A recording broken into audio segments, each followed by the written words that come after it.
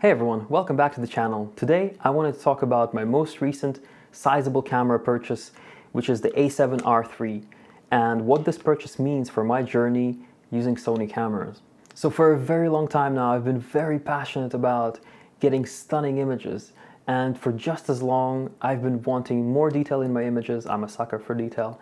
I've been wanting the ability to print bigger and also just generally having more longevity for my photos. Despite not being a veteran in the field, I haven't been doing this for 25 years or even longer, I still have come across some incredible scenes that I have been, extremely lucky to witness and have my camera along with me. Now, I wouldn't say that any of these conditions are once in a lifetime scenarios, but I also don't think that it makes sense to think that way when it comes to taking photos, because of the way camera technology moves. In 2 or 3 years, I may enter the next stage in my photography and get a new camera, but conditions like these might not appear again for 5 to 10 years, if not for a lifetime. So while it's not in my interest to go absolutely crazy with image quality, I still do want to get on the upper level of image quality and, as I said, longevity for my images when I am lucky enough to witness such conditions. So as some of you will know, I've been using my A7 III as my main stills camera since pretty much the day it launched. I pre-ordered it. I've also been using it quite a lot for video, which it's absolutely great at, and I'm filming on it right now. In addition to the A7 III, I got an A6400 to help me out with making these YouTube videos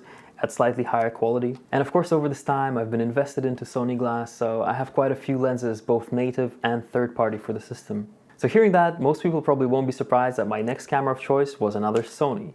And I wouldn't even argue with you too hard if you decided to call me a Sony fanboy. But in reality, the fact that I bought the A7R III is actually a little bit of a bad sign in terms of how I see the system right now. You see, my actual options when it came to a high-resolution body were between the A7R IV and the Canon R5. And the reason I didn't get the A7R IV was because I'm kind of lacking faith in Sony at the moment. And that's the reason why I considered the R5 in the first place.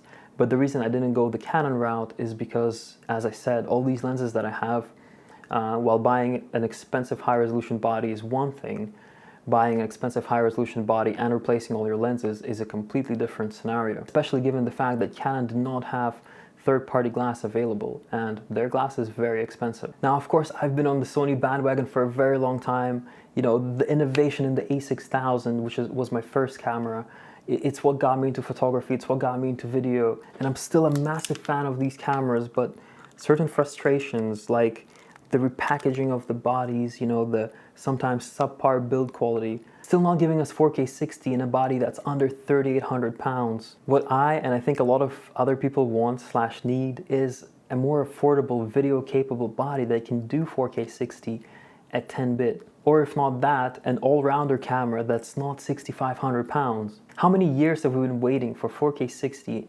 and 10-bit in any Sony body while the competition kept popping out cameras that could do that? And what did we get in mid-2021? Well, they pretty much put a flip screen on the A6300, a camera from mid-2016.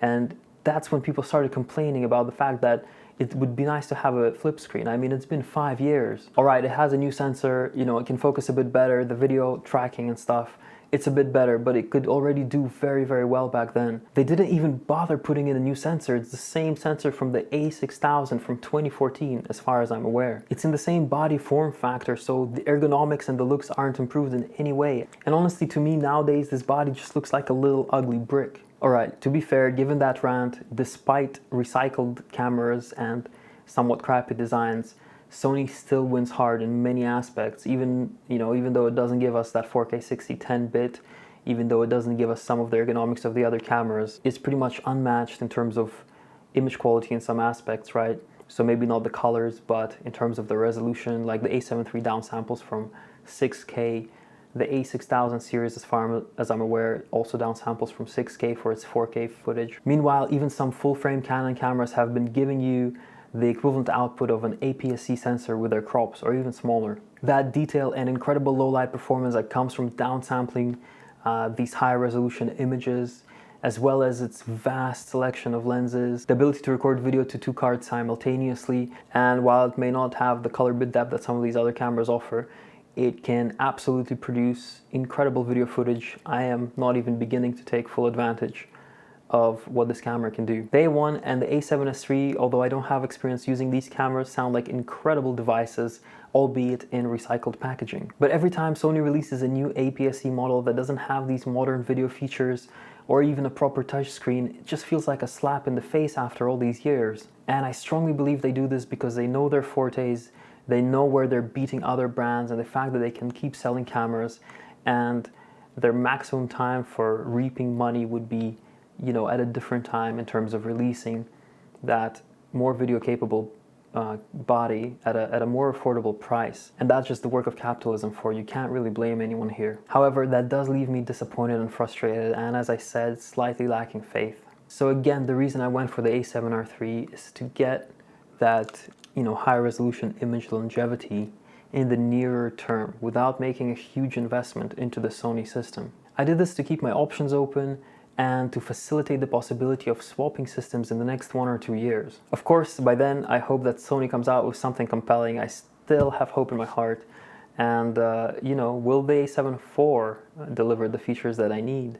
You know, if it has a flip screen, the modern menus from the A7S III, 4K 60 10-bit, I'm pretty much sold right there. Meanwhile, the A7R III, and by the way, this is the A7R3A variant, is a nice upgrade, again, in terms of resolution, as well as shooting experience with that high resolution screen and viewfinder. The screen especially makes a pretty big difference when viewing your images, but I would say mostly to the enjoyment of seeing your images rather than any kind of technical benefit to improve your photography. And by the way, I do understand that the A7R III will not give a world of a difference from my A7 III just because it has 18 more megapixels. Of course, I understand the diminishing returns when it comes to putting a bigger sensor in front of the same piece of glass, but that is of course also coupled with the lack of an AA filter, and I think those two combined will give that slight edge which will, you know, just allow me to go from that A3 to A2 or A2 to A1 print.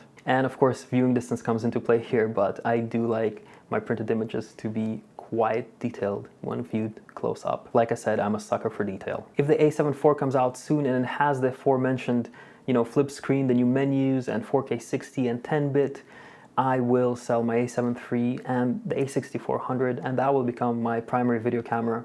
And I think I'll be very happy with it. That will be supplemented by another new addition to my camera lineup, the ZV-1, as just another additional angle. But until then, the A7 III remains a fantastic video camera, and that's what I'll be filming these videos on. I plan to make a video comparing the A7 III and the A7R III and maybe even the A6400, and also just letting you know my experience switching and whether it's really worth any kind of jump in terms of cost. But of course, that will depend on a case-by-case basis. But that's it. Thank you for watching. Be sure to hit that subscribe button to follow my journey and consider liking the video as well. See you in the next one.